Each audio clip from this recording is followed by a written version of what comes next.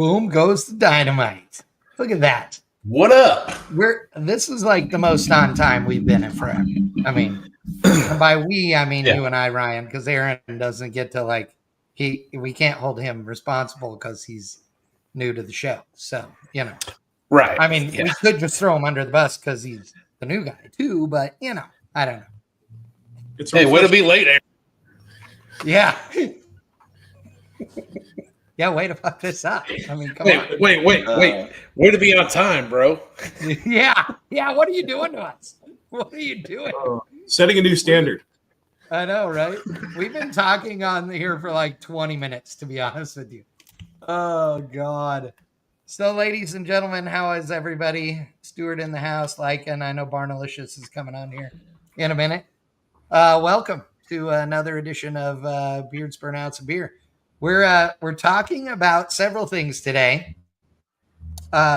Radial racing, not a new topic on Triple B. We've talked about radial racing before, but we're going to talk about it a little bit different this time. So is radial racing dying? Is it dead? Or is it changing? Then also another one, this was Aaron's suggestion for this week and a good one. Are there too many damn classes in Dragon Drives? And I am so opinionated on this. So I'm glad he brought this up.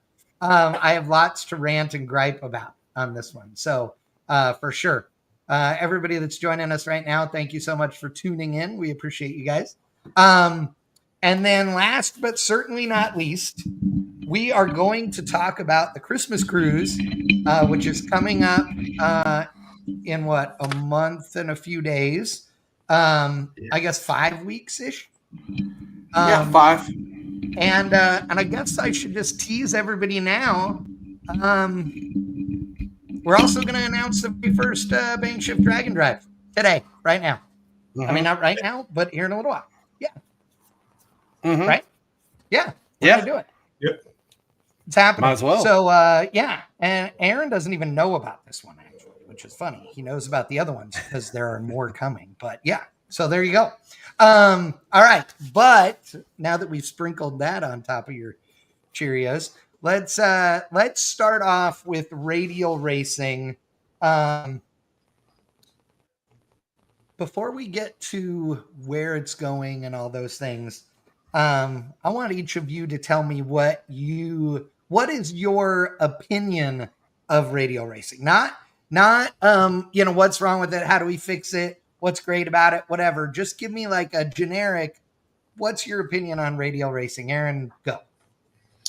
I'm not a fan of radial racing. I don't think that you should have to super glue a track in order for stuff to get down it. I've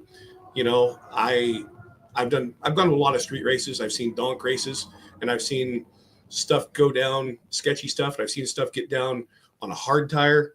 I think that these events cater too much to just super gluing the track, and the problem is if you have a non-radial car there at a radial race, you cannot keep both parties happy. So I think it's just kind of the outlier. I think the people are more inclined going small tire now than just radial. I just think that it's kind of on the decline. It was a fad, in my opinion, that's kind of worked its way through where you have a lot of your radial guys are going small tire, slick. Okay. And you, Ryan? I love radial tire racing. I think it's and I'll say the reason why I love it is because whenever radial tire racing came around, everything was getting pretty boring, and it was a new exciting thing. It's progressed, obviously, like everything else does, and it's gotten a little out of hand. But I on the same token of why I love it so much, I love it because guys make things go extremely fast on little bitty tires, and they're doing it on a radial tire, which is just even more impressive. Now, I understand the track has to be glued like crazy, and I do get tired, but look, at the end of the day, everybody falling down the track out of their shoes is awesome. It makes for great content. But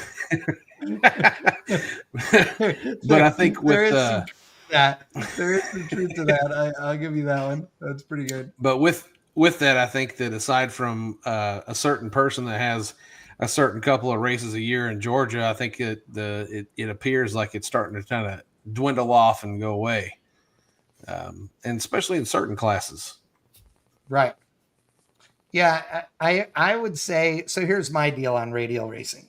Generically speaking, I love drag racing in any form. I believe that I think that radial racing used to be really exciting, and it is less exciting now because of the fact that the track requires so much glue. And let me preface that by saying, Ryan and I were at the Texas Radial Roundup this last weekend. I was announcing that event, and it was awesome. Like, it was a great drag race, and it was a great drag race not only because the performance was cool, but because of one thing that they did. And I don't know that this was a conscious decision or not, but it happened, is that the tractor was out there less times. So the tractor was out there, I believe, because they actually were keeping account, 28 times during the 18-hour race. And I say 18-hour, no, it was 21-hour race. It's a 21. There were a couple of crashes and, oil downs and what have you. The number of times the tractor was out was in total. So, there were a few times, well, I would say 10 of those times, the tractor just went out and literally went around the 60-foot cone and did a drag, right? And then hand spray, like it wasn't, 2 or 3 minutes, literally while they pulled cars up under the arch. So not even like down for track prep, if you will. And that was good. But yeah, I think that the problem with creating this expectation of having unreal track conditions as far as just glued to the nines is that what you end up with is the need to do prep so often that right when the excitement level gets up, the tractor comes out, right? And so it's one of these deals as far as the mood, and the excitement, and that makes it really difficult on the spectators and all of those things. The more cars are going down the racetrack, the better when you're at a drag race, because after all, that's what we came for. So I think that, I think that you're right on some of that, Aaron. But I also love cars going down on a small tire. I'll lead you guys into this as well, but so I don't think that radial tire racing is dying. I think that it is evolving. And here's why I say that. RVW used to be a big deal. RVW is now RVW. It is not Radial versus the World, which is what RVW is supposed to stand for. Because the reason that RVW exists is because back in the day, when Duck and everybody was doing these radial races that did not include a class like RVW, and radial guys were getting fast enough that they could compete with true 10.5 cars, they then put out, hey, we're going to have this big shootout class. It's going to be called Radial versus the World. And we're going to show that radial cars can keep up with slick tire cars. And the problem with that was that over time, with glue becoming the norm, no 10.5 guy can go down a racetrack like that. You can't get a slick to go down a radial prep track very well, not on big power and trying to be, big ET, because you can't get any wheel speed. And wheel speed, for those of you that don't know, is controlled spin of the tire, right? You need the tire to slip enough to get up on the tire for the tire to grow and to stay round. If you dead hook a slick, it will step on over itself. It'll fold up and then shake the tire. Whereas a radial, and I know there's a little bit of this, but we're just going to say, generically speaking, dead hooks. And that is it's two totally different worlds. And so that's why RVW quit being Radial versus the World, is because no 10.5 guys could come out and run anymore on that kind of a track. So the evolution has already been happening over the years, right? And RVW got huge, and then it became nothing but pro mods running a little tire that looked like crap. So then, all of a sudden, here's Pro 275, which is RVW on a 275 tire. And that's become a big deal thing. This last weekend, there were a bunch of races going on around the country, including multiple Radial races, besides just here in Texas. With that said, some of the fields, some of the classes are getting hard to fill at Radial races, right? X275, it's either packed or it's empty, and you never know. But what is happening is you're getting to an event like Texas Radial Roundup that has a small tire shootout, right? As far as I know, there were no rules other than the tire. I don't know. Maybe there was a weight rule. I don't know. No clue.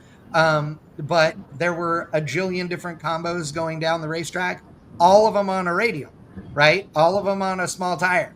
And I'm not sure what they were considering a small tire, whether it was a 275 or a 295, because I didn't pay attention, because I didn't care, because they were fast cars going down the racetrack. But they were not slick tire cars. Now, there was a time when that shootout would have included guys that were on a slick, or a non-radial slick, a bias ply slick. And that is not the case anymore. But which also brings up a point. People have been running on radials for decades, and I don't mean drag radials. I mean radial drag slicks. So in stock eliminator and super stock, it's been very common for years and years for guys to run a radial slick in qualifying and or heads up eliminations because they were worth a few numbers. Okay. Mm-hmm. They are faster, they are quicker, they are better in every way. They're also way more expensive. But with the tracks right and you run a radial slick, your car is going to be faster. So again, lots of class cars run them in NHRA stock eliminator, but those cars also pull all the diff foil out if you're running a heads up race against somebody in class that you're not sure you could beat. So like if Aaron and I were both in C stock automatic cars, might drain the fluid out of the diff, because it's totally fine for one run down the racetrack as long as you had synthetic in it. Guys will pull a couple of quarts of oil out of the engine, or drain it all out and put thinner synthetic and quarts. There's all kinds of tricks that guys do to pick up a few numbers when they're running against another class car that's in the same class, because there's no breakout, there's no index at that point. It's a heads up drag race, so whoever gets there first wins. So there's lots of stuff that goes on with that. But when we're talking about radials, we're talking about a drag radial, quote unquote. Although a lot of guys are trying to run pro bracket radials, which is just a radial drag slick, in some of the radial classes now, and they've made specific rules against that for a bunch of classes as well. So yeah, there's lots and lots of sort of evolution going on. I don't think that radial racing as we have known it is not going to be around. I mean, it's already changing, right? But it's just going to sort of evolve as we go, in my opinion. What do you guys think? Yeah, no, I agree. I mean, everything takes on different shapes and forms as it goes along. That's for sure. And I saw somebody in here, talking about drag radials being like the new drag and drive thing, with what's his name with the green La Sala, his car's going faster. A lot of these guys are getting outside of classes and doing things on radial. So I'm sure it's going to change.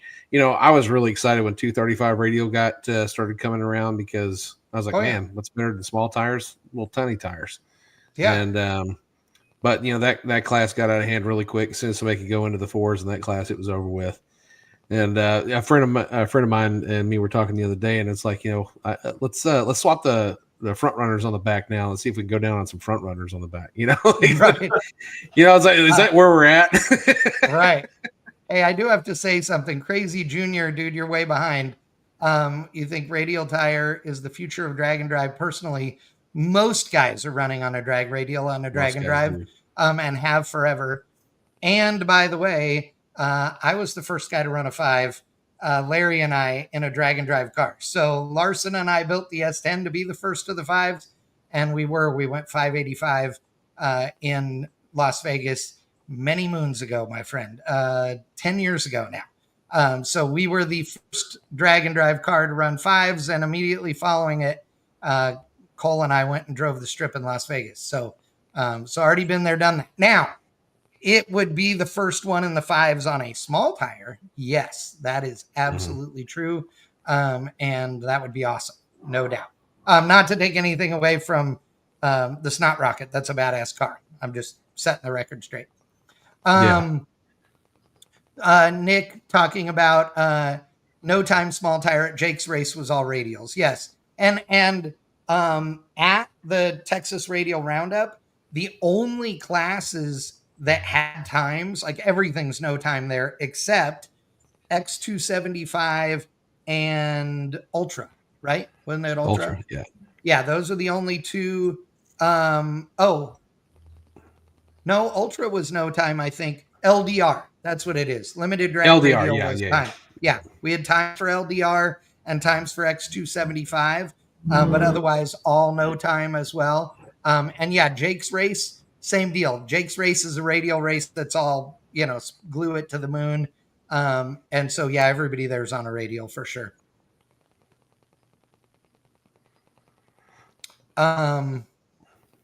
Let's see. Boom, boom, boom. Oh, yeah. Nick's saying he ran the radials on him. And yes, first 5-second radial drag and drive for sure. I think that the drag and drive world, like I said, I mean, most guys run a radial. The number of guys running a slick is I would say probably 10 or 15%. The stick shift guys do because you can't run a radial. No, not on a big power, actual fast stick car. I mean, it just doesn't work. Yeah, I mean, it just doesn't. How does the radial tire world, how does that affect ring and pinion stuff, Aaron? I mean, that's what you do is rear ends. Does it beat them up harder because they dead hook? No, actually, no. Shake is the number one killer of ring and pinions. Okay, that's what I always thought, but yeah. Shake is the number one killer. Dead hooking it typically doesn't put any more stress on it than anything else. It's just that tire shake that cracks your quarter panel and your tub and everything else. Yeah. Right. Because when you're getting traction, no traction, no traction, and it's just basically eating up that gear. Right. I guess one of the things to me about radial racing as as it's turned into, that also makes it tough is, so right now, depending on which traction compound you're using, it runs anywhere from $900 to almost $1,500 a barrel. Okay, for a 55-gallon drum, which is not 55 gallons, by the way. They're like, 52 or 3 or whatever they put in a 55-gallon drum. So, like I said, $900 to $1,500. I know that at the Radial Roundup, I talked to Cheeseburger after the race, and if I remember right, he said they used 5.5 or 6 barrels of glue. And again, they used less glue than they have before. But do the math on that. How much were they cutting? I don't know. I didn't ask. I know that, everybody sort of has their magic mix. I've always been sort of a 50-50 guy. Mm-hmm. But I know that people have different, preferences or what have you, depending on how fast they're spraying it, what the temperature is, all those things. But do the math on that. I mean, let's say that you just rounded it up to 6 barrels. And I know what they use there, and it's not the $900 stuff. So, if you do the math on 6 barrels at $1,400 a piece, that's $8,500, $8,400, just in glue. I mean, as a promoter, right? So let's say your local racetrack is, for a big event like that is 8 or 9 or 10 grand a day, right? Which is what it is. You're looking at basically the same price as a day, of track rental. I mean, that's a lot of money. I mean, that's a $30,000 nut to run an event before a single person comes in the gate or any of that stuff. That's a lot of money. It's it's one of the reasons why no prep is so enticing to the racetracks. You don't need a sprayer. You don't need any of that kind of crap. You need a tractor still with a broom and a drag just to clean stuff up. But you don't need a spray rig, and you don't need to spend that kind of money. I mean, it makes it considerably cheaper. A no prep race is way cheaper to put on. True. Hey, Chad. So at Radial Roundup, how many radial cars did you see shake the tire versus just zip the tire? Interesting. I was actually paying attention to that. So not a lot were shaking. I saw, let's say, probably only 10 or 12 runs total. Okay. Where I could tell that a car actively shook. Now, I was in the tower the whole time, which normally I'm down on the starting line. So there may have been a few more because I wasn't, couldn't see chatter marks as well. But most of the cars went down the racetrack. Those that did not, most of them just zipped the tire, meaning just spun the tire with no tire shake. Now, I know why you're asking that, because if you go to like Ducks race, it's getting more and more common for guys to shake the tire and then go into tire smoke because it's that stuck, which is kind of unreal. I mean, I guarantee you that 20 years ago, even 10 years ago, nobody believed that you'd be able to shake a Radial. Yeah. Well, tire shake is typically lack of power in most cases rather than overpower. Yep. Yeah, that's one thing I talk about all the time, on the mic too, is that 90% of the time tire shake is a low power shake, as we call it. And it's because you're not hitting the tire hard enough to get it to get round, right? And to grow and get up on the tire, as is commonly referred to. If you you can think a tire shake a lot of times. Aaron's gonna like this because he's a golfer. Like when you whiff the drive and you end up having to, like, it doesn't make it past the ladies' tee, so you have to finish the hole with your pants around your knees. That kind of thing. Was that only my buddies that made you do that? It's only yours. Okay. That's why we weren't invited back to the country club, apparently. Oh, God. Yeah, Mark's right. Yeah, they're not for everyone. That's for sure. No. Nick says that he has a customer that runs a Radial. That's impressive. Yeah.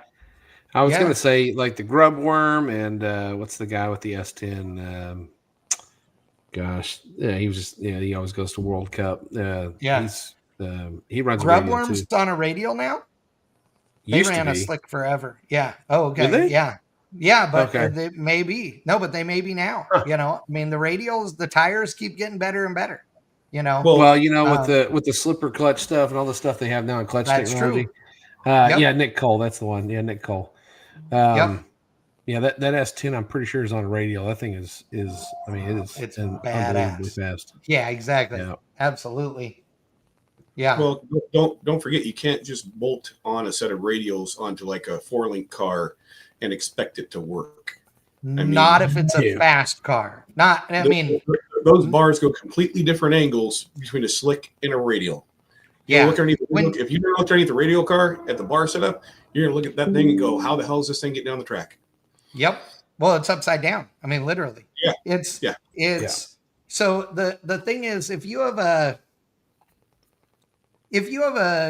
7-second or slower radial car, you don't need to change things really. Like you can go 7s, no problem on a leaf spring, and a Caltrax on a radial with, the right power and all that. Doug Cook's Nova, runs in the 6s now, with Caltrax and a leaf spring. But that's where you start having to, change things, right? So if you watch any drag radial footage and stuff, they all look like absolute crap because they're going down the racetrack with the ass up in the air so high. And that's because the geometry is literally shoving the tire into the ground so hard that it gets all this separation and it pushes the body up. And yeah, if you were to look at the 4-link in one of those cars compared to like a slick tire car with a 4-link or a Pro Stocker or something, it's upside down. I mean, the bar lengths are backwards, like all of it. It's way jacked up. I don't mean physically jacked up. I mean jacked up as in weirdo, wrong, not good. Yeah. And I can't stand it, which is why I do prefer my radial racing to be stock style suspension stuff. Because I'm still of the mindset that regardless of how quick it is or it is not, a car that picks the front wheels up off the ground is still awesomer than a car that does not. And I know that doesn't always make me, I don't know, everybody doesn't agree with that, but I am telling you 100% if they're in no time racing, especially, if both cars came up, one did a big burnout, one did a little burnout, one picks the front wheels off the ground a foot and drives them out to 100 feet, and the other does not, if they went side by side right down the racetrack and crossed the finish line at the same time, you would prefer the car that did the big burnout and the wheel stand every time because it's way more entertaining. Because if you don't have a scoreboard, you don't know how fast anything is. Unless you literally click the stopwatch to get an idea, you're not going to know. You can't tell the difference. If you're at the racetrack all the time, you can tell the difference between an 8-second run and a 6-second run. Sure. But the average spectator, they don't know. They don't know. They can't tell you what 200 looks like versus 170. They can't tell you what 338 looks like versus 295. They just can't.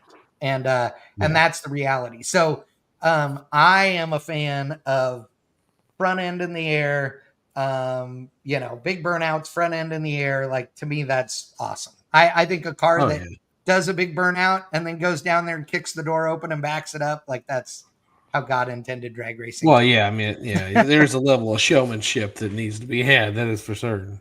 Right. We need to bring that back. Correct. That's exactly my point. Yeah. John Force burnout. When was the last time you saw a John Force burnout in an HRA event? Exactly. A true half track, sending it down through there. That was part of the show. Well, granted, they go faster now than they have, but I mean, that's part of the show. That's why, like Southeast Gassers, I love them. That's association. Dude, they're amazing. Great.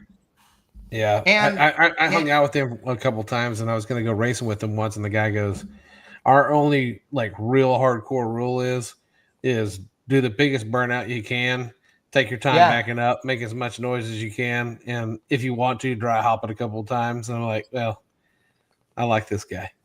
This sounds like fun. Oh yeah. Quayne Stott is the one that started that whole series, and I've known Quayne for years, and he sold it recently earlier this year, but he, amazing dude, definitely knows how to put on a show. All the cars have names, all that kind of stuff, which is funny because all no prep and grudge cars nowadays all have names again, right? They may not say them on the side of the car necessarily, but they're all getting names, Which right? they should. And yes, they should. And it makes it cool. Firebird. Like that showmanship part of it is really important. And on Rocky Mountain Race Week, when I took my Camaro, which was running 13s, like we, I went out there and we're in Pueblo, Colorado, and I don't even remember who was next to me now. But it was somebody in a fast big tire car. And I said, hey, I'm going to do a big, giant, long ass burnout. So if you are planning on a short burnout and backing up quick and stuff, then wait for me, because I'll sit on the starting line for 5 minutes. Like, I don't care. It's not going to affect me at all. I'm just having a good time. So, wait until I'm already behind the starting line and then do whatever you have to do. And I promise you I'll get in, And whoever it was, I can't even remember now, said, oh no, I'm in. And I did a 300-foot burnout in the Camaro and then kicked the door open and backed it up. I mean, in a 13-second car. Why? Because it's cool. Right. And, Kyle and them, like, were dying because, Whitty was like, Jesus, the biggest burnout of the day was you, and then Kyle was laughing because he's standing behind the car and I backed it up in my own tracks within, a half inch with nobody guiding me or any of that. I mean, I got a mirror and I can see the tracks in front. Like, it's not rocket science, No, I mean, everybody should have at least one, if not two people to guide you into the beams, Jesus. I will tell you that I am, at some point, I'm going to put on a race where that's just not allowed. Like, unless you're sitting 6 inches or more out of the stock seating position, you're not allowed to have a guy. Nobody's allowed to stand in front of the car. And the reality is we're in 2024. So let me get on the soapbox. If you have a car with enough money in this car, then, you can afford radios. And if you can't, put earbuds in and get on your goddamn phone. Like, you can tell somebody right, left, and back them up from behind the car. You know how I know? Because most pros do that, right? So if you think you're Billy Badass enough that you need a guy to back you up and to put you in the beams, then be Billy Badass and get a radio set up and everything, I mean, Larson never. The beams thing. Oh, me too. Larson, nobody to back him up, nobody to stage him ever. Like, that is not how he does it, Backing up. Okay. That's always been kind of part of drag racing. Usually it's not your ugly ass friend. It's usually some hot chick, your wife, or whatever, So I think we should get back to things like that instead of ugly ass music. Yes. But knee-high boots and, halter top. But the guys that are up there doing this, I know. Bro. It drives me insane. You have a pre-stage beam for a reason. Right. Yeah. I mean, and here's the deal too. Okay, so and this is for you streetcar guys out there, right? The bring back backup girls. Vince says Larson backs up at 45 when he's being slow. Yeah, we have gotten yelled at more than one time for backing up too fast, let me tell you. But here's the thing. So if you, and do this tomorrow, okay? When you get in your car to go to work tomorrow and you pull up to a signal light, do this for me. In your average street vehicle, okay? As long as it's not something lifted to the moon, if you pull up to an intersection, to the crosswalk, okay, I want you to look at the ground under your mirror, okay? If you look under your mirror on the door, and when the stripe on the ground is just under your mirror, okay, where you can see the stripe, look out and see where your front tire is, because it's close or dead on the stripe. Like that, it is, okay? It's geometry. It's not rocket science. Now, obviously, it depends on where you sit and all those things. But here's the thing I know. I know that if you take your streetcar and you put a line on the ground and you pull up to figure out where does that line up on my door when my front tire is ready to hit the pre-stage bulb? You're smart enough to do that over and over and over again. And the reason I know this is because there are literally tens of thousands of times more people bracket racing every week than there are heads-up drag racing every week. And none of those bracket guys have somebody pull them in the beams. None of them. And No, they're too busy pumping they the brakes a million stage times. more consistently than anybody else and cut a light better than anybody else. So you should be able to do it. If a guy in a dragster can do it, or a roadster or anything else, you're a big boy. Definitely. What I always say is look, I used to drag race a 4th gen Camaro. Okay, you cannot see the nose of that car at all. All you can see is the top of the dash. So I don't care how stretched your car is. I don't care how low you set. If I can stage a 4th gen Camaro at night with dark tint with no one helping me, you should be able to stage your race car without the come on up guy. Yeah, exactly. Well, I race top dragster, and I mean, you do a monster burnout out there, and yeah, you back up at like 40 miles an hour, unless you're a putz. But a dragster is way harder to get square on the starting line than a door car is. Oh yeah, because it's tapered. Well, so there is no straight edge to look. 22 feet long. So, right. So you're sitting there, and a little movement of the wheel even goes a long way. So you get used to, you basically come back and you make a minute change right when you pull forward, and you're good. Yep. That's it. And here's the other part. As long as you don't roll into the pre-stage beam at 10 miles an hour, like as long as you stop when it turns on, it's the exact same distance from the pre-stage beam to the stage beam every time. Okay. It's 8 inches. It's always 8 inches. It doesn't okay, maybe it's 8.5 at some racetrack or what. It's supposed to be 8 inches. Right. But my point is, it's not like it's 8 inches at one place and 3 at another and 24 at another. Like it's the same deal. So, figure it out. And I feel like there are guys that don't understand how to use some of the components on their car. So like a line lock. We use a Pro Stocker, for example, right? So when I got my Pro Stock license back in 2000, the brake pressure is an important thing, right? So and the reason why is because that's a clutch car, right? It's a stick car. So you set your brake pressure, right? And it depends on the car and the what you're doing and what have you, but there is a set brake pressure that you decide that's where you're going with. So let's say it's 200 pounds, just for the sake of argument. You would go up and you would light the top bulb, meaning pre-stage, and then push the brake pedal down, set your brake pressure, and engage the line lock, right? Then you let your foot off the brake. You never touch the brake again until you go through the finish line, okay? At that point, you let the clutch out, and it's dragging on the brake, right? And the brake is on enough so that the car won't move on its own, but it isn't so tight that you can't drive through the brakes to stage the car. So you let the clutch out a little bit, and it creeps the car up.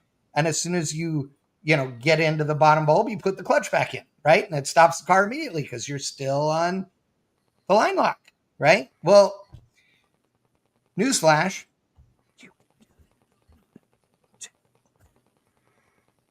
Even if you have a trans brake, you can still do that with a line lock, right? You can still use the line lock and the trans brake when you get up there. And I would argue that it's a good thing to have. Everybody that doesn't have a trans brake that will keep from rocking. There are some of you guys that really should light that second bulb and be in both buttons for a second and then let go, because then the car doesn't do this, Although there are still guys that swear in the no prep and grudge world that you want to bump in and then you want to time it off the rock. And I'm like, yeah, sure. Because the starter's like, yeah, it's going to be good for him on the rock. Dude, I don't get it. Yeah. Hey, I also wear a lucky jock strap for 6 weeks at a time whenever I'm playing Like that does not do anything at all. It doesn't fly. If anything, when you rock a car, all it does is unsettle the suspension on the car. It doesn't do it any good at all. Right, exactly. I love this. Yeah, nothing drives me more crazy at the track than someone in a slow car getting staged, meaning somebody helping you into the beams, I assume. Yes. Now, the one exception being, if you have somebody that is brand new and has never done this before and all of those things. But I will tell you that, like at Streetcar Supernationals, I don't do this, but at LS Fest, I do a driver's meeting. Like, so we do a driver's meeting for all of the Grand Champion competitors because they're all like corner turners, autocross road race people, but there they have to go down the drag strip as well. So for my sanity and their enjoyment, I have a driver's meeting that I've been doing this the last several years, and we do a driver's meeting ahead of time. And the racetrack crew that runs the drag strip love it because it makes their lives so much easier as well, because you're not having to like back somebody out that drove to the tree, right? If you don't know, you don't know. Like, you're not supposed to be under the Christmas tree, right?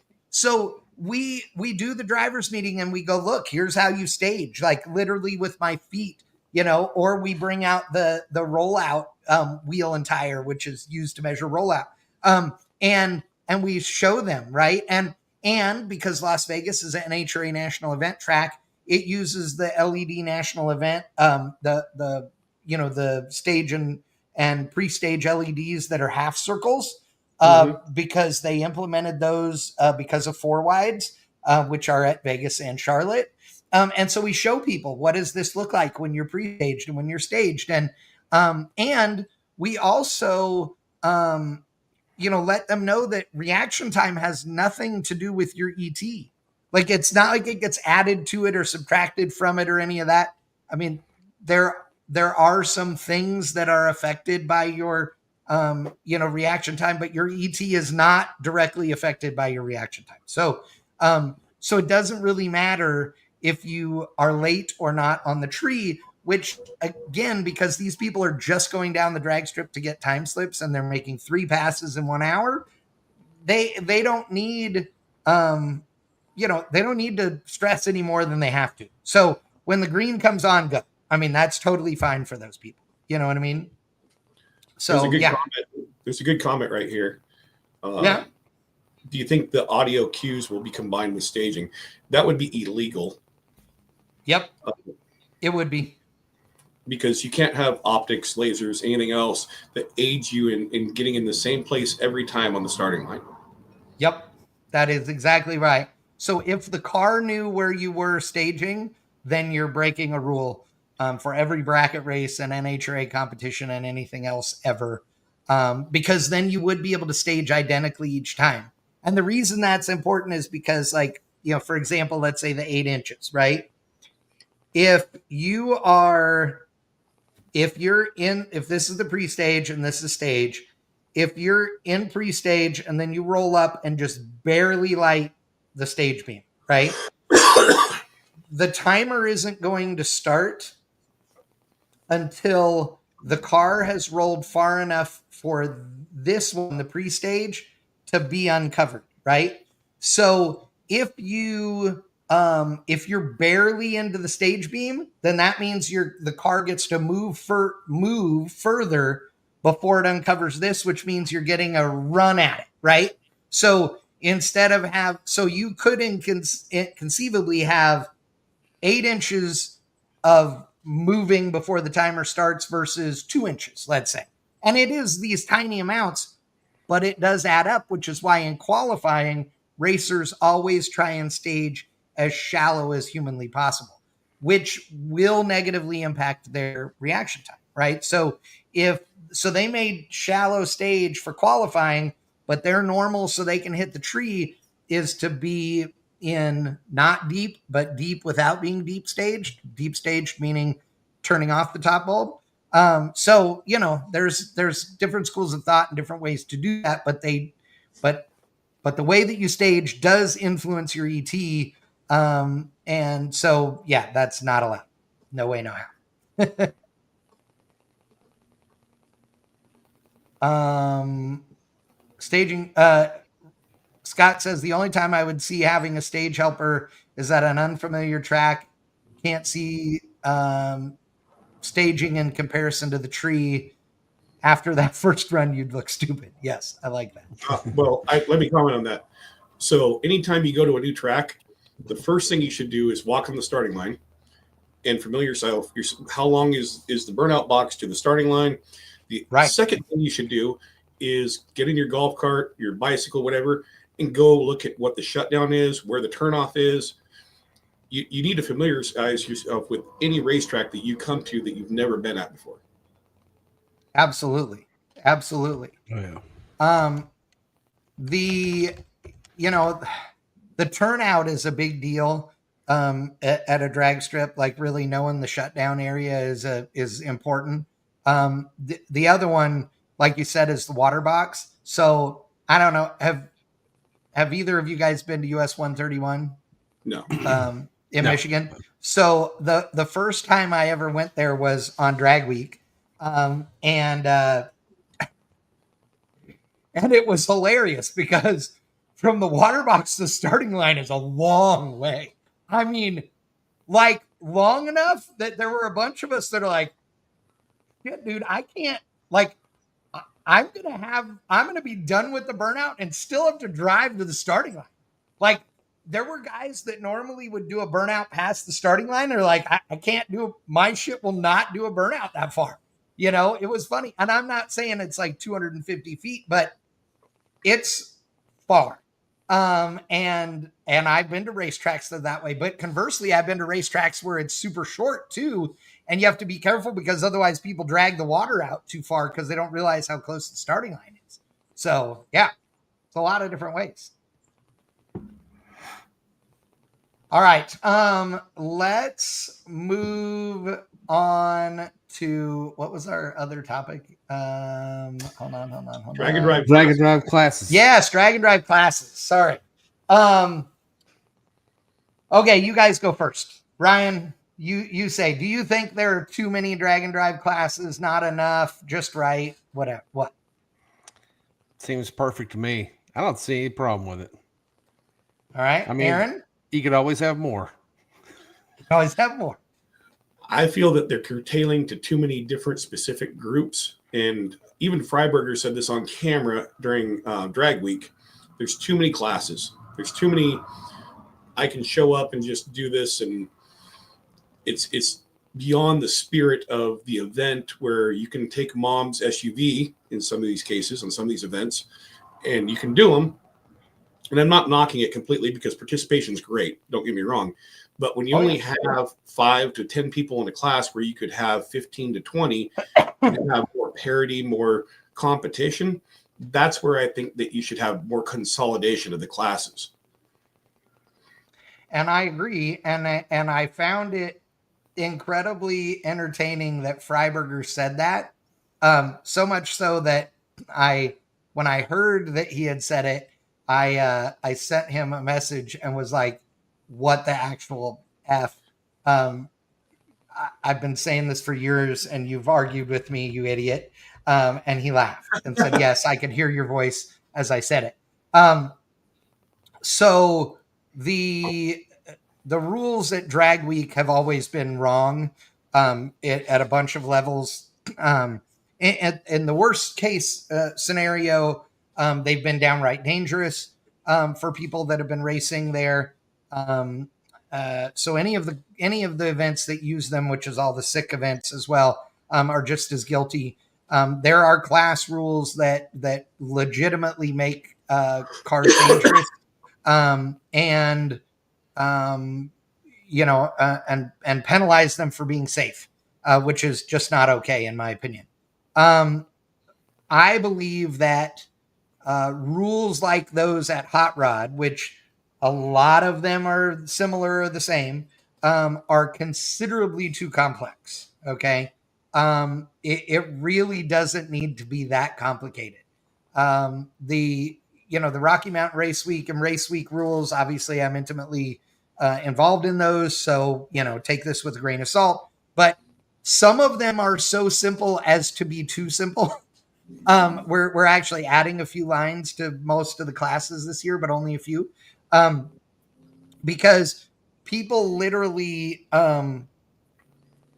you know, how do I say this? Most of the people that compete in drag and drives are not drag racers, because drag racing and drag and drive are two totally different things. And I'm not saying that to bag on them, but drag racers look at the rule book, and look at what's not in the rule book. Okay. And then that's what they exploit. Well, that's what you're supposed to do.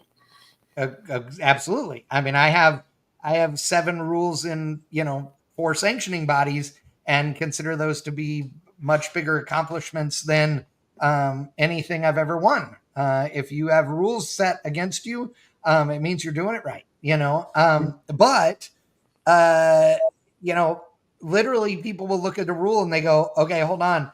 It says, you can't go quicker than this. You must be, tech to go 850, and you can only run a 275 tire, and, and it must have interior and then all the street gear. I don't understand what else, can I do this? Can I do that? As long as it doesn't go against any of those 4 things, then yes, you can do whatever you want. Like, it doesn't matter. You can have blown alcohol, funny car engine under the hood. We don't care. But all you can run is 850 in that class. So whatever you got to do, knock yourself out, So we're so used to things being so complicated that sometimes it makes it hard for people to understand simple, and which, can be a challenge. And we all know people that have a hard time with that, right? Like, if it's not spelled out, then it's, sort of a pain in the ass, so, it's just one of those deals. But I believe that, yes, there are too many classes, but in some of the events, because, like you say, Aaron, they're trying to cater to everybody. And I'm not speaking ill of a sanctioning body. I've announced for NMRA and NMCA for years. I've live streamed their races.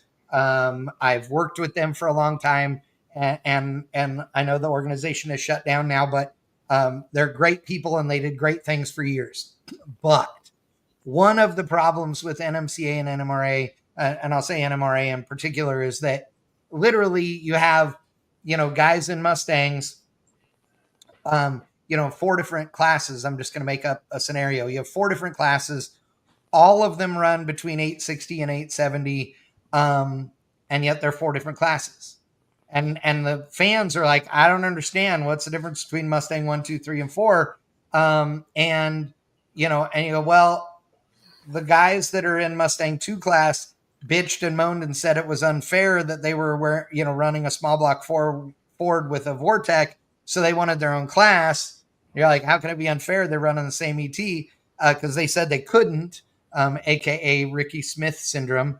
I'm so underserved and can't win in my pro mod, and yet you're the winningest driver into the season. Go fuck yourself. That's how it worked. And so we used to joke around that at some of the NMRA races, it was like, you wanted to call red Mustangs with blue shift knobs to the lanes, please. Red Mustangs with blue shift knobs to the lanes, please. And then 5 minutes later, you go, blue Mustangs with red shift knobs to the lanes, please. And, again, they all ran the same. They did. When that happens, you don't need 2 classes. You just don't, right? So if you need there to be parity, then there's other ways to do it. And just adding another class, like you said, to have 5 cars in. Nobody wants to see 5 cars run in a class. They want to see 32 cars run in a class, or 16, exactly. Yeah. I mean, it's just not right. And along those lines, and this is similar, but not really, is like this weekend at Texas Radial Roundup, there were not very many X275 cars there, right? So like my boy Cody, entered X275 in his S10 just to get extra runs because it's a new combo. And ended up going to the finals in X275, you know? And I mean, he did a good job. He earned it, but normally he wouldn't have run there because in a field with really good X cars, he would not have been competitive, you know? But there were 5 cars or whatever. So he was like, hell yeah, I'm staying 4. in it. Why not? 4? Yeah, 4. So there you go. So he was in the semi. He was in the money at first round. You know? Yeah, he was in the money first round. Yeah. Yeah. I mean, hey, that couldn't have worked out better for the 4 people that were there, though. I mean, because that class paid out, was it like $9,000, I think? I don't know what it paid for. I don't know what the payout was in X. I think it was $9,000 or something like that. I've never seen a split before first round. That'd be a new one. Right. Well, and it was funny because, you know, when you go to some of these events where there's a lot of these small, you know, numbers, it's like if it's an event where this is a new class, totally understandable, right? You're trying to build it. That's fine. Mm-hmm. But if you've got an old class that's been around a long time and it can't, you know, get big fields or the fields have dwindled over the years, that's telling you something, right? So, you know, roll them together with something else. And the reality is, and I'm just making this up as just an easy to understand example. Let's say you have class A where all the cars are running 720s, right, in the quarter. And you have class B where everybody is running 7.0s in the quarter. But class A is now down to where at every event it's only 4 or 5 or 6 cars, right? And they have a, you know, turbo limit of a 76 millimeter, right? Well, then let those guys come into the other class and make it be a 82 millimeter or whatever. You know what I mean? Like, give them something that gets them to the performance level of the other people in the class so there's parity, and give them a place to race, you know? But it, you know, you can't change the whole event for 4 or 5 guys. Like, that just doesn't make sense. Yeah. My 2 cents. I agree. I could be wrong. It's happened once or twice. Barely. Are you going to Vegas for Street Car Nationals? Street Cars? Yep, I'll be there announcing it. I leave a week from today. The racing is Thursday, Friday, Saturday, Sunday. I am trying to continue the new tradition, which is I've announced it twice since the worst Street Car Supernationals in history. Then I came the year after that, and we changed the schedule, changed some rules, and it flipped the event on its ear to where it wasn't getting done at midnight and 2 a.m. or never getting done, et cetera, et cetera. So, year 1, I believe we were done by before 6 o'clock, all but Sunday, and Sunday we finished like at 7. And last year, we were on the same deal. I think we had one night where it was 6, the others were like 5 or 5:30. And then Sunday was like 6:45 or 7:15 or something like that. So I'm doing everything I can along with, you know, Ron and the entire staff there to make sure that we're getting people out of the racetrack in time to go out and have some drinks and dinner. Because we figure we owe them like 15 years worth of dinners at Street Car Supernationals. Can I ask a question? Yeah. And this is going to be a bad question. Just. So I've been to numerous Street Car Nationals. We've had beers. Yes. Are you getting done that early because the car count's down that far, or are you getting done that early because it's more efficient? Because it's more efficient. So people have asked the same question. And in fact, last year, people were like, oh, it's because the car count's down. The car count the entry count. Remember, you can't go by car count anymore because people are double entering and stuff at events. So you actually have to go by entries. So the entry count was probably down 50 last year from the last year before the changes, right? So the world's worst streetcar supernationals, and I don't remember the number, but we're gonna just say it was 500 cars. Um, now it was last year it was 450, right? So no, it wasn't down significantly. Um, and that was up from the year before, right? So the year immediately following the worst streetcar supernationals in history was down let's say 100 cars. I don't think it was that many, but let's just say it was or 100 entries. Because people were so burned out on it being horrible, right? And so I think that now that people are seeing like, dude, this thing is back, like it's doing good, and it doesn't suck because we're not there for 20 hours a day. I think it's going to keep climbing, honestly. But with that said, the cars that are there have changed also. That used to be a really, really big pro mod race back in the day. And that just sort of dwindled off, right? And part of that is because of the winter stuff in Florida, right? Yep. So East Coast guys aren't going to haul all the way to Vegas when they can just stay home and then start racing in December and January in Florida, instead of doing the haul, right? So, that definitely impacts it. But the coolest thing at streetcars is that, now it's a 4-wide track. The right 2 lanes are radial prepped and the left 2 lanes are slick tire prepped. So we actually move like legit. The tractors come out and start prepping the left lanes when it's time for small tire stuff. And the staff all gets up and walks over to the other starting line. And then we run radials over there because it takes care of one of the things that you talked about that we didn't really touch on, but is the fact that at a race with big tire and radial stuff, it's very hard. It's very hard for the crew to get the prep right for radials and for the big tires if they don't do it in the right order. Now, Kurt Johnson's good at it. He does all the prep at streetcars. Kurt's good at it. Tyler Crossnow is good at it. Basically, you need to prep and then do your radial classes and then run all your bracket stuff and then finish your rotation with big tire and then prep again and do radials. I mean, that's oversimplifying it, but that's basically, the deal. So that's part of it. But it is still a good event. It's different than it was a little bit. But man, everybody I know that goes to streetcars is like, oh my God, this is the greatest thing ever.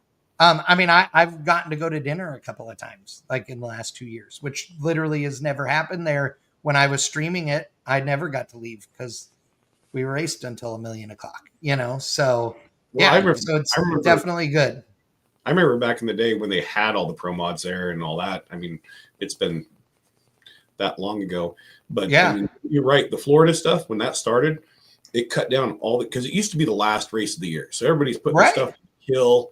I mean, nobody had a race again until March or April on a pro mod. Yep.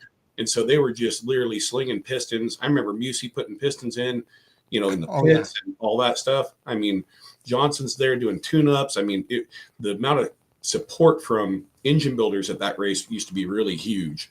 Not that it's not now, but I mean, just back in the day, I mean, you remember Blown Money back in the day being there? I mean, that was the heyday of the pro mods there. Now they got I think they diversified pretty well with the 8.5 class and, doing some other things, and where they're getting some of the more budget conscious guys in there. So that's helping the car count. Right. Absolutely. Sorry, I'm playing. That's a new background. I like it. I'm playing. It's funny because it used to be that Streetcar Supernationals started on Wednesday. And they did the dash for the cash, and all that stuff. I mean, we sponsored it for years. I paid $1,000 to the quickest, pro mod car. when we did not have $1,000 to spend. And we did it because it was cool and it was neat and it was fun and all those things. And, because that Wednesday deal, there was no rules. Like the pro mods could be as light as they wanted, could run whatever blower, whatever boost, whatever anything. Right. And they did good, and it was fun to watch. But it just added another afternoon of racing that wasn't necessary. And they've gotten way more stringent on diapers and containment stuff, which is the big deal too. And then the other thing, and I'm going to take credit for this, I will embarrass you at a racetrack if you do dumb shit. If you know better, okay? If you're a newbie and you do something dumb, I'm going to shake my head and we're going to educate you. But if you're somebody experienced and you do something dumb, like stand the thing on the bumper, it hits the ground and then it skates all over the place and you keep trying to drive it all the way down the racetrack when clearly fluid is falling out of it, then I'm going to make fun of you. Right. I always tell everybody, and Ryan heard me say that this weekend, is it's easier to clean up a puddle than a stripe. Okay. So we would rather that you pull over to the wall and we come over and look and go, no, dude, you're fine. And waste that 30 seconds or a minute and then send you down the racetrack. Okay. We would rather do that than for you to drive it all the way down the racetrack, spewing oil all over the place. Right. Yep. So it's better. So I literally was giving away free t-shirts to guys that pulled over immediately to show everybody this is what you're supposed to be doing. Right. And then guys that didn't, I'm yelling on the mic, and I had a guy that got mad at me, came over to me. I think it was not this last year, the year before, came up to me after the race. And I didn't realize that he was as mad as he was. But he was mad because, all of his friends and family said I was, yelling for him to stop the car, which I was. He was in a Mustang that, stood up and then, came down hard and then had this giant fog going behind it, right? And was skating around. Well, he said that I shouldn't have said any of those things and it wasn't nice because it ended up only being water. And I'm like, did you know it was water when you were going down the racetrack? Like, well, no. Like, did you look in your rearview mirror? Well, no. Like, because if there's no smoke in front of you, but there's smoke behind you, it's you that's smoking. Like, does your car normally skate all over the racetrack? Well, no. Okay, so you see where I'm going, right? I mean, I'm just saying, And all signs point to you. Correct. And he finally was like, oh, okay, but it was like, dude, seriously. And then I did feel bad because the guy's like, well, man, because then this last year, it was the year before last, because then this last year he sent me a message and said, I really want to enter and come to street cars again, but, I guess I can't. And I'm like, why? And he goes, well, I mean, because you yelled at me and everything. And I'm like, dude, we didn't ban you from coming. I just want you next time to be smarter. And he was like, this isn't Pink's All Out. Yeah. And I'm like, he goes, well, are you just going to bitch at me? I said, no, dude. I'm like, I'm sorry. I hate to tell you, but I told the guy this. I said, if you were standing in front of me right now, I wouldn't know it was you. And if you pulled your car, I wouldn't know it was you. I'm like, dude, you know how many drag races I've seen since the last time I saw you? Like, I wouldn't know you were that guy unless you had a sign up that says I'm that guy. I'm not going to even know it was that guy. So I'm not going to bag on you because two things. A, I don't give a shit. And B, I'm not going to remember who you were anyway. Like, it's fine, So it was pretty funny. It was pretty funny. But yeah, it's just ridiculous sometimes what people do, and it's annoying as hell. But just don't be dumb, right? Or when you are dumb, like go, okay, I'm an idiot and I'm really sorry. Like, don't pull attitude. I You know, spend I mean, most of my life apologizing to my wife for being an idiot. It's oh, okay. dude, You can do it. yes, of course It's totally acceptable. it is. Okay, so because we're at 8:45 already. Yeah. So now we're going to talk about the Christmas cruise. So the Christmas cruise is going on. What's the date again? I have the flyer somewhere. December 21st, Saturday, December 21st. Right. Yes. Do you like cruising? Do you like hot rods? Do you like Christmas? Come to the Christmas cruise. Yes, yes, yes, and yes. Was that enough yeses? Location. What's that? Location. It's on the flyer. I don't know. I didn't make it. I'll give it to you. Hold on. I got you. I'm working on it. It's almost here. It's the Lowe's distribution center, and if we have over 100 cars, we're probably going to totally get kicked out of that place. But let's do it. It'll be fine. Hold on. According to Dave, Almost only 2 people there. work there, so that's fine. It's fine. 6 in the break room, 2 work. Yeah, right. Yeah, that's about right. It's fine. Hold on. I'm trying to get there. Yeah, I can pull it up. Okay, here we go. I got it. You got it. Got it. Okay. Boom goes the dynamite. Mhm. There you go. Look at that. Look at that on Christmas. It's Christmassy. I made that. You did. Nice. And it looks lovely.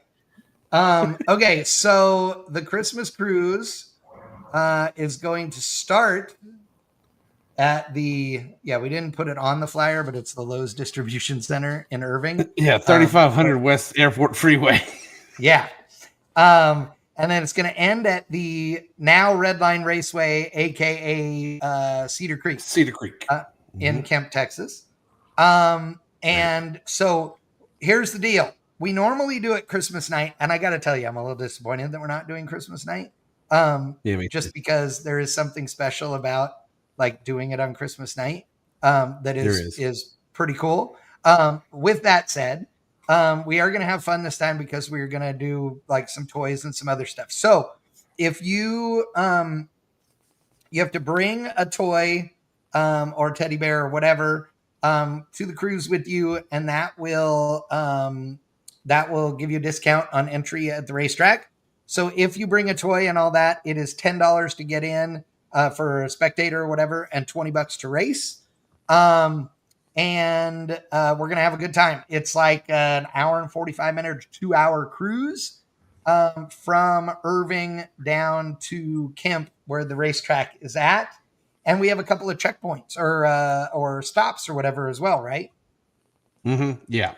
Yeah, we're currently looking for a couple of cooler places. So if anybody knows of any cool spots, Chad, I need to get with you because you might know some cool hidden spots down that way. I have no clue. I might have a couple for you. Yeah, one of the stops is a really cool Jack in the Box. That'll be exciting. Tacos. I like it.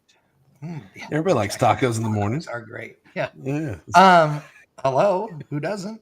It's actually the parking lot behind it, but it's fine. Nice. Whatever.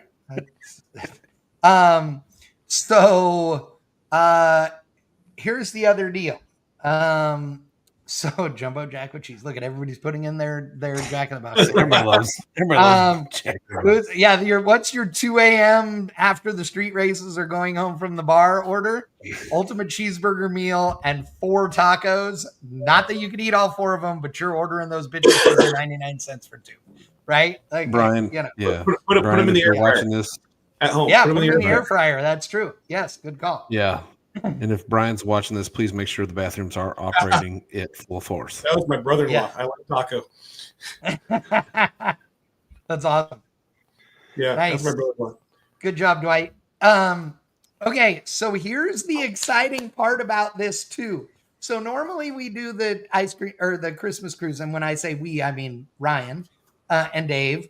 And I have been there two of the 4. I think two of the 4. Yeah, I think. Yeah, 2 of the 4. Yeah. And it's fun. Like every time, it's a good time. and we all just hang out and we BS, and then we cruise down the road, and we just we're out on Christmas night when the police aren't out doing things like stopping guys on slicks in 6-speed 632 nitrous inhaling Camaros and such, right? So, so it's great, right? It's fine. What could possibly go wrong? But but here's the deal. So we decided to change it up a little this time. So you can absolutely come and just cruise. And that's fine. The plan already this year was that Ryan and Dave put together with Brian at Redline was to be able to race. So that's why you're going in the morning. So you get to race all afternoon. Was going to put together maybe a shootout or something like that. But I'm dumb. So I opened up my mouth. And now we're doing two things. So we are going to have a shootout. The details are coming on that. But we're also making it into a drag and drive. So this is a one-day drag and drive. And it will be the first one-day drag and drive. That's a hint that more to come. But if you want to be a part of the drag and drive portion of this, we will be making an announcement on how you enter. We are deciding on how we're going to split up the purse and what the classes are going to be. But basically, it's going to be an average of your runs at the racetrack, like your best 3 or whatever. And you will do the cruise. We will tech you beforehand to make sure you have all the right street equipment. And that's basically all we're going to do is make sure you have your street equipment, which means lights, signals, horn, registration, windshield. And insurance. Windshield. Yeah. If it's supposed to have one. Yeah, if it's supposed to have one. The normal junk. Just like any other drag and drive. And then we're going to do the driving. And then when we get there, we're going to drag race and have fun. So it will be the Christmas cruise and toy drive and bang shift drag and drive all in one thing. And it's not going to be fancy, and it's not going to be complicated. It's going to be dead simple because we decided we just are going to do this, and it's literally in a few weeks, and that's how it's going to be. Hell, it ain't going to be rule, prep Ryan? either. What's the rule? Oh, the main rule and the only rule is to have fun and don't be a little whiny bitch. Exactly. If you're a whiny bitch, you're a whiny we will tell bitch, you to just go home. Like if your just natural deal is that you want to whine and complain, then just cruise with us or stay at home. We don't care. I'm just going to tell you right now that if you are the crier, I will call your mother. Yes. Say no more. Hey, remember, it's 4 days before Christmas. Santa will put you on the bitch list, and then you ain't getting shit, right? Just hand out pacifiers. Ooh, yeah. Ooh, that's a good one. That's a good idea. You're so smart. Yeah, Charles, so look, it's going to be rough around the always edges. With the stuff. What if it snows? What if it snows? And if it snows, that's okay. We'll have a snow tire class because again, it's no prep. Studs are allowed. Oh yeah, it's no prep, by the way. So if you're a Radial guy, figure it out, dude, because they ain't none. And it's no prep, and it's on a very, very tough surface that it's starting to come around. I'll talk to Brian. He says it's starting to come around, but the track is, it had they had it resurfaced a couple, 2-3 years ago under the other guy who was running it, and there were some problems. And, it's not the smoothest piece of concrete in the world, but it is pretty wide. And it is very no prep. So, but there were some guys that were popping the front wheels, hanging them high, sky high the other night. So, so it's going to be a cluster F, but it's going to be a fun one. Because we're going to figure it out. I mean, this is like a last minute deal. We do this every year, but this whole thing changed because Christmas falls on a weekday and a lot of people don't have off the next day. And we typically don't get home from the cruise until 1 or 2 in the morning. And it just logistically didn't make sense. And then last year we were all sitting around talking like, there needs to be some more substance, because we had like 73 or 74 cars show up last year. And it's like herding cats. Yeah, it was like herding cats, because we really didn't have a set plan. We just like, hey, we cruise to downtown Fort Worth and cruise around until we get tired of cruising around, and then we go to Waffle House and screw that place up for the night, But that pretty well sums it up. Yes. Yeah, I mean, that's pretty well, yeah. And then, but it's like one of those deals where I wanted to give it more purpose, as far as let's do a toy drive. I had a friend of mine that used to do a toy drive every year. He was a mini trucker guy. He had a big party. He'd rent this facility and have this DJ and all kinds of stuff, and it was a lot of fun. And they raised a lot of money in toys for the kids. So I was like, let's just do that. I'd rather do that anyway. And so when we talked to Brian, it was a no-brainer. Let's give it a destination. Everybody's like, I want to cruise longer. Okay, cool. You get it. We're going to cruise longer. And now we're going to probably have people going, that's pretty far. That's a long cruise. Yeah, that's fine. It's fine. It's fine. And you get to go down the drag strip. And if you want to be in the drag and drive portion, you're going to take pictures at the checkpoints and do all the things. And if you don't, and you just want to show up there and just, race in the shootout in your not streetcar, that's okay too.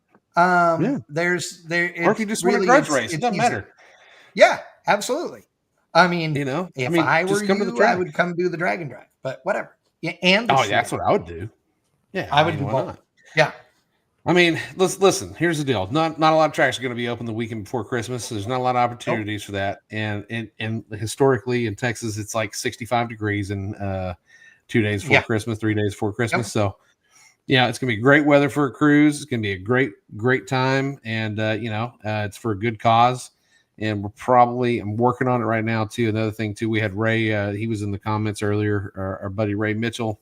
He had a bad wreck at Texas Radial Roundup this weekend, and Ray is down for the count for a while. Had a massive back injury and torso injury. So we're going to probably do something for Ray. We're trying to get some things lined out for that. So it'll probably be like a 50-50 raffle or something of that nature, and then we'll also be doing possibly a silent auction. We're trying to work on that, maybe with some cool race car parts. Or memorabilia, things of that nature. Try to help Ray out, because Ray's a one-man band over there at his race shop, or his repair shop, I should say. And so when man down, no cash flow. So we try to help our buddy out, and so it's just all for a good cause. And then you get to hang out the racetrack with a bunch of car people right before Christmas, man. Christmas night, I always said it's like hanging out with your second family. So, what about bikes? Bikes? Yeah. Sure. Yeah, bring bikes. If anybody wants to show up on bikes, we'll do a bike class for the drag drive. If bikes show up, why not? Well, why not? All over it, no question. And again, this is all about having a good time. If you want to be a sponsor of the drag and drive portion of this thing, we'll take it. Email me, chad@bangshift.com. I already put you on the list anyway.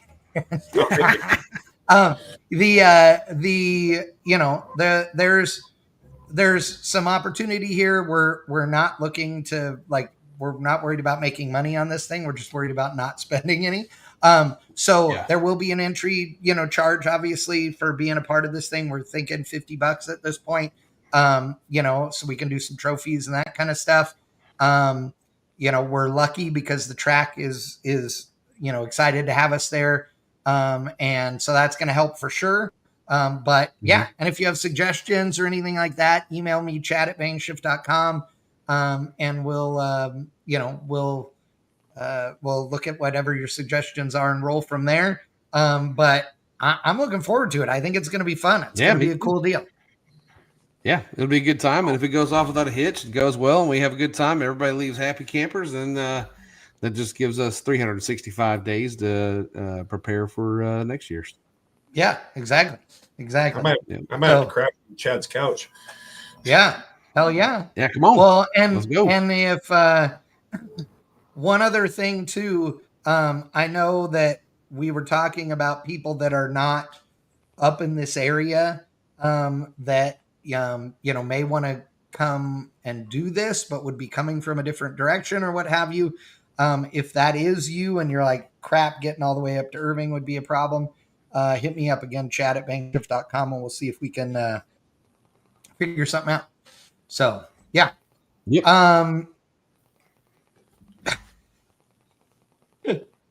Barn, will there be an all-purpose radio class in case it snows? Absolutely, Yes. Barn. Absolutely. Yeah. The radial all-terrains, right? Yeah. It's a dragon drive, so you should be prepared for any surface at any time. Yes, exactly. It'll be perfect. All right. Anything else, boys and girls? Any questions That's from the gallery? Yeah, I was going to say, any questions? Everybody seems to think it's a good idea. What time are we Stuart, meeting? what time are we meeting? That again, it's 9 a.m. is the scheduled meet time in Irving. It's on the flyer. You can check it out. It's what's the Facebook? It's the Christmas cruise Facebook page. Yep. Hold on. I'm going to go to this page and I'm going to share it right here is it Sabo or Sabo?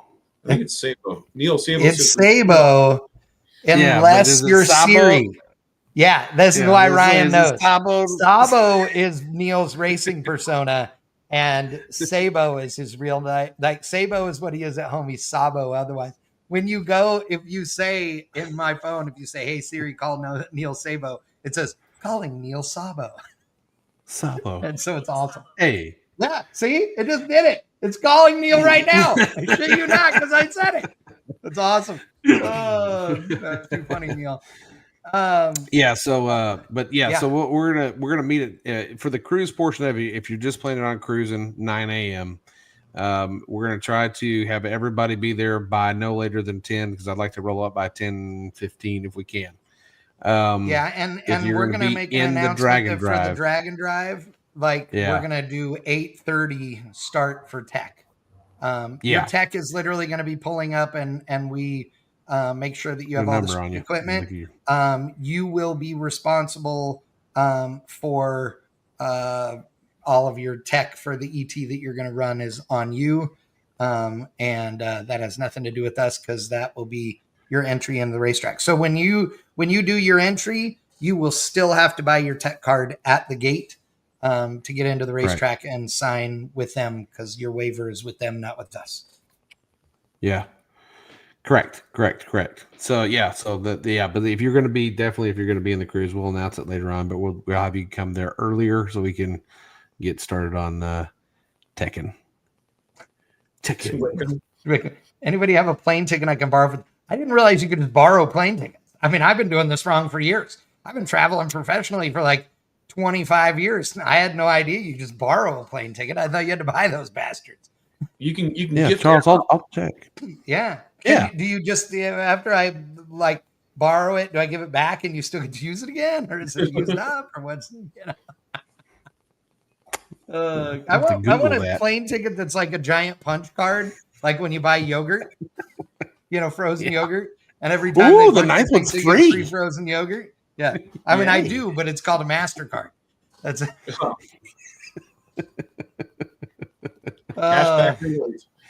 Yes, exactly.